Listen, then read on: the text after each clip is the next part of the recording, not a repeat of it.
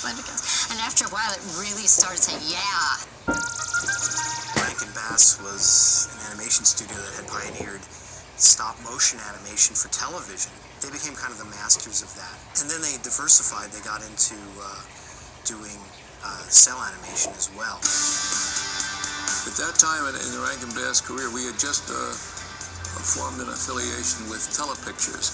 And their strong point, the reason they wanted us and we wanted them, is they had a great sales force. So Arthur and Jules developed a relationship with them, and in the process of developing other shows, we were being pitched ideas by Leisure Concepts Inc., this design firm. They would come up with ideas and present them, and I remember Stan Weston came up, and I forget exactly what he was pitching to us, but I obviously wasn't too interested in that. I looked over at his portfolio, and there was this design in there of this half cat, half human thing. It was just this incredible piece of artwork. And so I sort of wandered over and took it out of his portfolio. I remember Jules looking at it, and you could just see his mind just off to the races. In New York at the time, Rankin Bass was the only animation company, so we didn't have a pool of writers or illustrators that worked specifically for animation. They got to use a lot of people who didn't work on the regular Hollywood cartoons. They got people like Leonard Starr, who was a great cartoonist, a newspaper cartoonist, and they've also got people like Howard Post and Bob Haney, who had written comic books for DC. Thundercats was done with an American comic book sensibility, and it really comes through with the kind of stories and the imagination on that show. Jules called me and asked if I could come in to Rankin Bass's office. Everybody was gone. Jules was there alone, and he had an easel set up with some posters of cat people. There was Panther Man and the Tiger Man, that sort of thing. There was also, it turned out to be the Thunder Tank. The best thing about it was the logo, the lettering on the logo was just sensational. So he said, "Can you do a treatment?" So I said, when do you want it? He says, "Tomorrow." And that's what I did. It was a 12-page treatment, the entire thing, the exodus from Thundarian and the dying planet and being attacked by the mutants. Jules, in the very beginning, said to me, what you have to understand about animation is that whatever you can imagine, whatever you want, you can do. You just have to write it. We were a bunch of guys sitting around the conference room table saying, okay, well, they're in this new place called Third Earth. They're going to have to move around. We got to have this thing called a Thunder Tank. And then, they can't just go to the gas station. So we had to invent this thing called Thundarian that the Thunder Tank runs on. And they can't find it. So what you must do is open your mind to anything. So it never occurred to me that we couldn't have an Egyptian character in a spaceship. Why couldn't we have Thunder Tanks? As long as you could somehow fit it within that format. Just getting everyone around the conference table for 2-3 long day sessions and just kicking ideas around. Thundercats! I had Thundercats home, and Jules added the thunder building on it, and you could accelerate it. Thunder, it's musical. That was good. Jules had a touch for that. It was collective. It was. But I must say, Jules Bass was running the collective. The vision of the show that Jules had was a very clear, clean action-adventure show with a very clearly defined comedy element. I think he had very clear visions for each of the characters and very clear roles for young kids like Wile E. Cat and Wile E. Kid. First light. I remember there was no question there was going to be a good guy girl, and so we created Chitara. And of course there were a lot of jokes to me. At first they didn't want to give her a weapon, they wanted to put her in the Lair's kitchen, and thank God they were joking. She tried to make Chitara, a strong female presence on the show, and of course most of the writers were male and didn't respond very well to that. Oh, he gave her a stick. What else do you want? Oh, I love Chitara. I think I identify with her. I just loved her strength. I love the fact that she was strong. It was partially physical, but partially through speed. Chitara was just fast, Old Pointers was speed, and Panthers was strength, and Tigers was integrity and sort of leadership, and Lionel was a learning experience. You're just learning to be a superhero throughout the things. I think the idea was to give the audience a model, somebody that the audience could identify with, like an older brother who has to go through the process of I'm opening up that present. Oh, that must be Santa Claus. FBI, your help.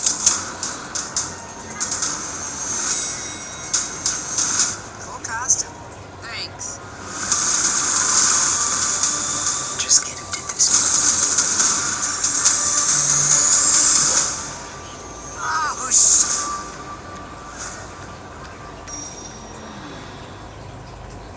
Here are just a few reasons to help you know if Layla is right for you. 1, it's flippable. It has a soft side and a firm side, so you can buy with confidence, knowing you're actually getting 2 amazing mattresses in one. 2, it's super comfortable and keeps you cool. We know lots of mattresses claim this, but Layla has been consistently named one of the best, most comfortable mattresses for your money for any sleeping position. So you can be sure you're getting the best bang for your buck. 3, our copper gel infused memory foam makes Layla one of the only mattresses around that naturally kills bacteria while you sleep. So your mattress stays clean and doesn't turn into a germ factory like most mattresses. So if those sound appealing to you, go ahead and try out a Layla mattress today with a 120-night money-back trial and an unmatched lifetime warranty on your mattress. There's really nothing to lose. drawing on it. Ancient spirits of evil, transform this decayed form to Mum-Ra. He just was a bad guy that got mummified, possibly a bad high priest, but there was no backstory. He was just there as a villain, and he was Mum-Ra, and he was evil, and it was very much like the Boris Karloff mummy, walking around like that. But Jules made him the monster. And there was a lot of transformation going on at that time. Cars were turning into big robots and that sort of thing. And so transformation seemed like a good idea.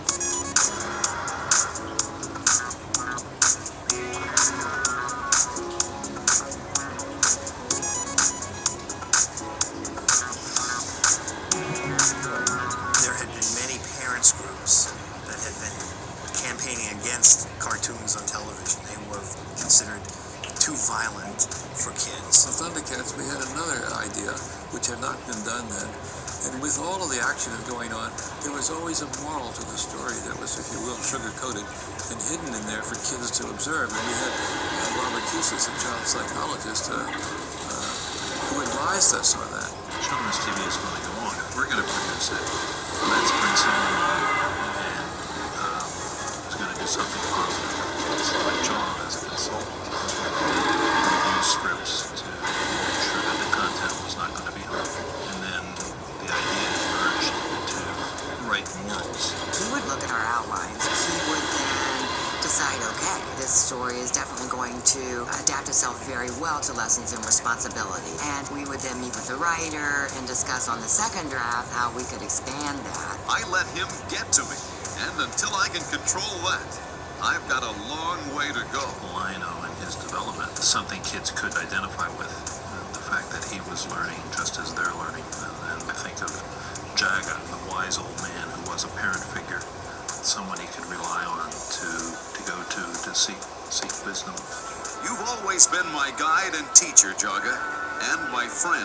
I think that gave children then watching it a sense of safety, that there were elders in their life, so to speak, that they could rely on their wisdom to learn. I wish he'd joined us in our struggle to spread the code of Thundera.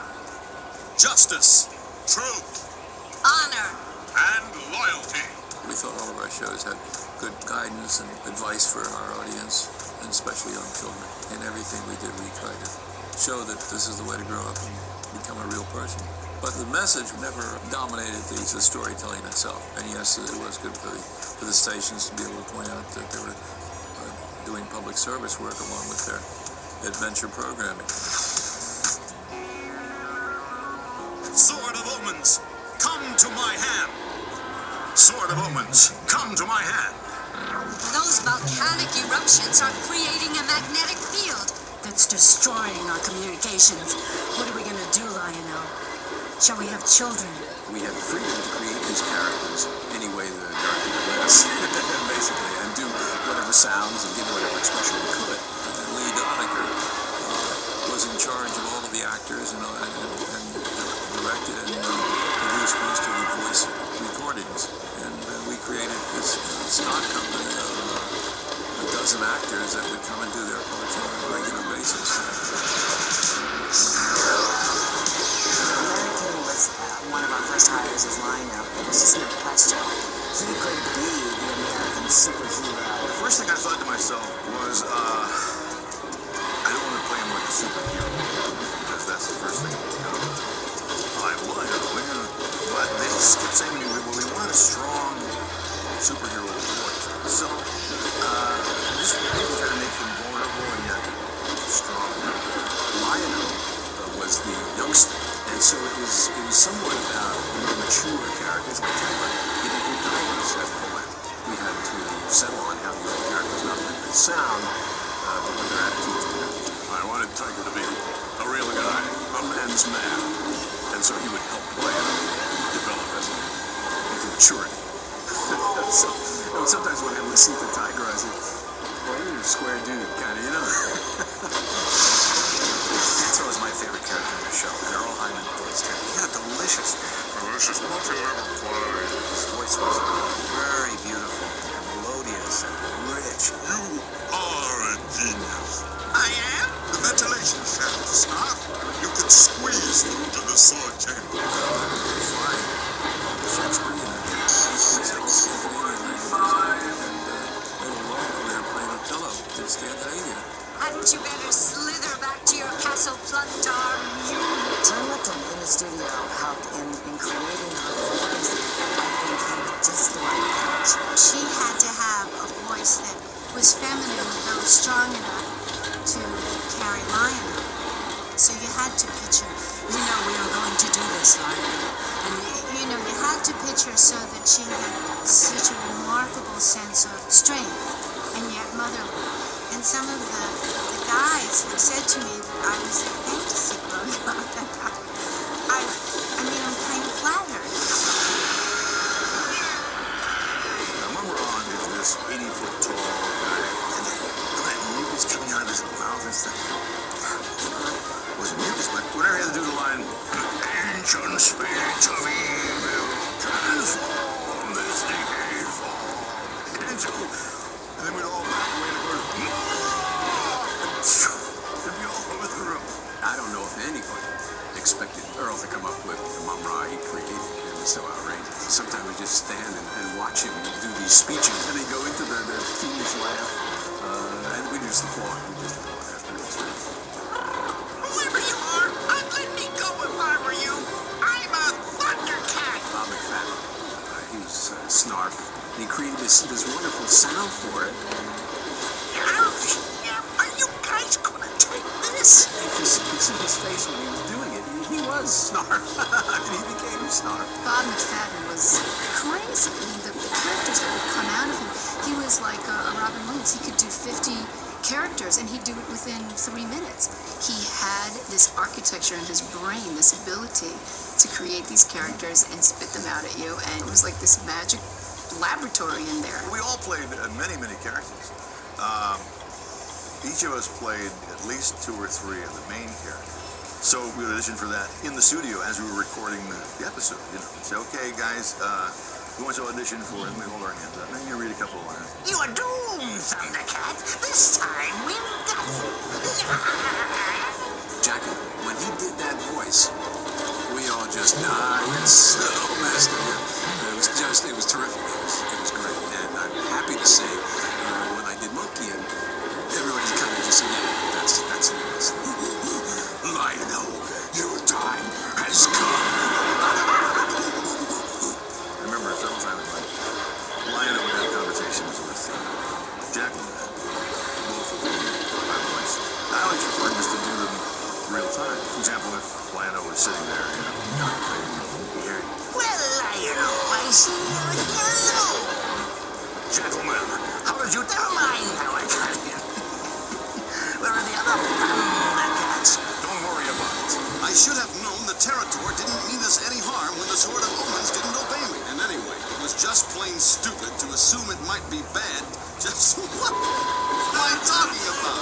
kind of recording session, you're going to have outtakes, people saying, oh, poo-poo, I messed up a word. And the engineers always say that, and they play it for their friends at parties and stuff. Oh, Lionel! What's the matter, Sarge? Okay, you're going to be saying, thunder, thunder, thunder, Thundercats! I'm going too high. There's one where I go, anyway, we've got to find the Mumra's cave and take the Samouflange and put it... What? The Samouflange? They would go off the script all the time, or they'd just make mistakes, and it was funny to hear Lionel goof up. It was very hard to keep from laughing when an actor is doing that thing, must reach the boulder, that's kind of strained, must got to lift, which was in the script all the time. Chitara, Panthro, my leg, I can't move. Every episode, something was wrong with his leg. And when you watch another human being doing that, it's very hard to keep from laughing. He was terrific. We played hard in the studio, but we worked hard as well. When I said, okay, page 28, let's do it again, they were back up to that mic, giving the performance of their lives each and every half hour. We did become a family, and there were birthdays, and there were marriages, and there were babies, and we all went through them together.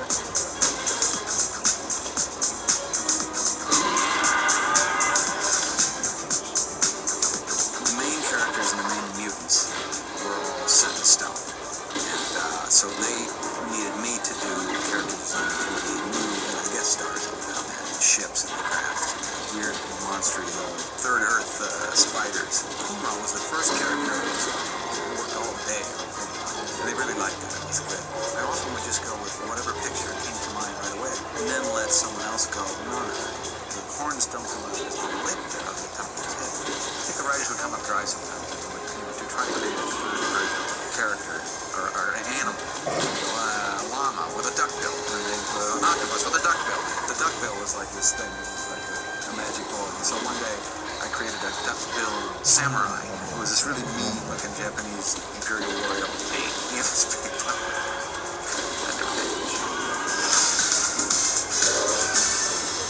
They would write the scripts, do the voice tracks in the US, and then they would send it to Japan for animation. The Japanese studio did the finished animation, the cells, the backgrounds, and all that.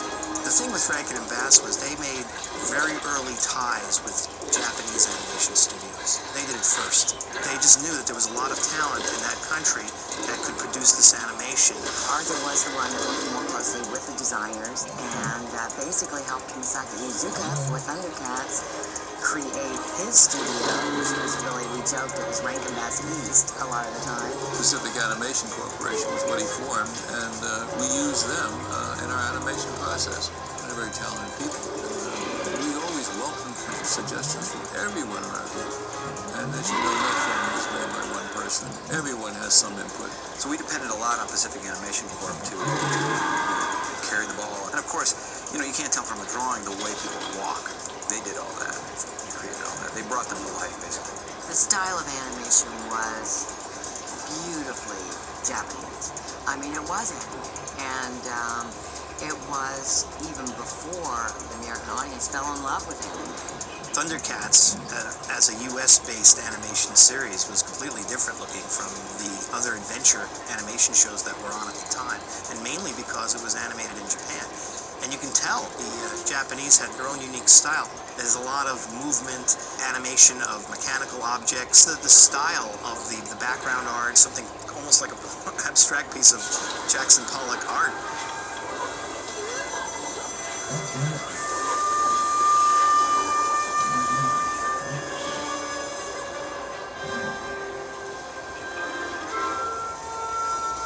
Something like Thundercats was a real revelation to a lot of fans. When they saw it, it was like, oh, this is cool. It's like a hybrid. And it really is the very, very beginning of anime and its acceptance in this country. From the time we saw one of the first designs and thought this is the show we want to develop, in 10 months we had a 1-hour special called Exodus. They began running in the fall, and we were still recording when the word came back that it's a hit. It's a hit. I'm sure that thought crossed my mind. That means we'll do more, doesn't it? We became the #1 show of its time. And being such a great success, there was a traveling road show of Thundercats. And they wore the costumes and so forth. And one of the symbols of Thundercats, of course, is the sword. And in Madison Square Garden, they had little kids, We're all in to see this show. And at one point, of course, there was, Thundercats, Thundercats, Thundercats, oh! And all these swords lit up. I've never ceased to be impressed by the power of that medium. I became aware of how big a hit it was going to be when I went to Toys R Us to get something. And they had installed an entire row of Thundercats stuff. I'm walking down the aisle thinking, thank goodness it's a voiceover job where they can't recognize me. Also, all these kids would be, idolizing me and, wanting my autograph and stuff. Anyway, this one kid says, I want to get the Jackalman. What are you going to get? He says, I want to get the Mumra. I couldn't help myself. I said, why don't you get Lionel? He comes with a sword of omens. Come to my hand. I walk away and the kid says, he doesn't even sound like Lionel. I'm laughing. I'm thinking, if you only knew, kid. Wow, Thundercats. I mean, it was just right thing at the right time. Everything just was working together.